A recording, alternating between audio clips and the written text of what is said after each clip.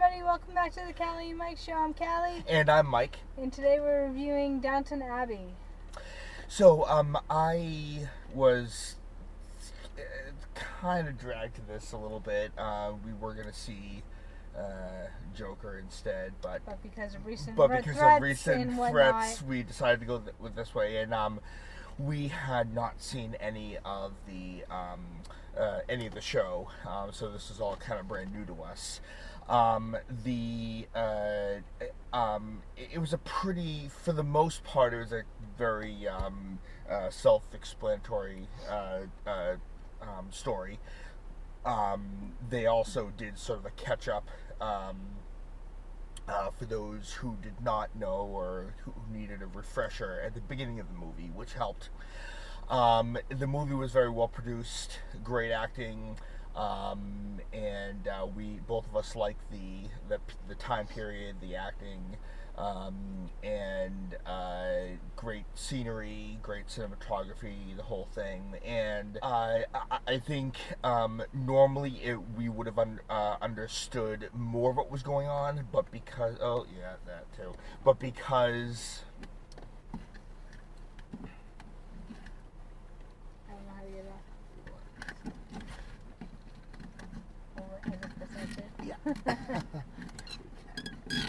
There.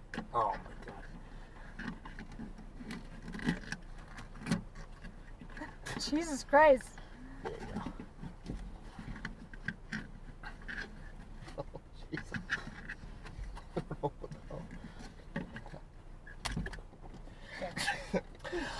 Normally we would be able to probably understand the story more and everything. The problem with it was that, again, not having any experience with the show, there were a lot of characters, and it was kind of tough to keep up with who was who, which different relationships were what, and all that stuff. So I would probably give it, since it usually isn't my type of movie really well, I'd probably give it a 2.5 out of 4-star rating. But that's just my opinion. Callie? Well, I totally disagree with his star rating, but that will come later. I do agree with a lot of what he said, though. If you didn't see the series, it is hard to keep up with it. They did do a very nice thing, which is try to let you know what happened in the series, so therefore you can keep up with the movie.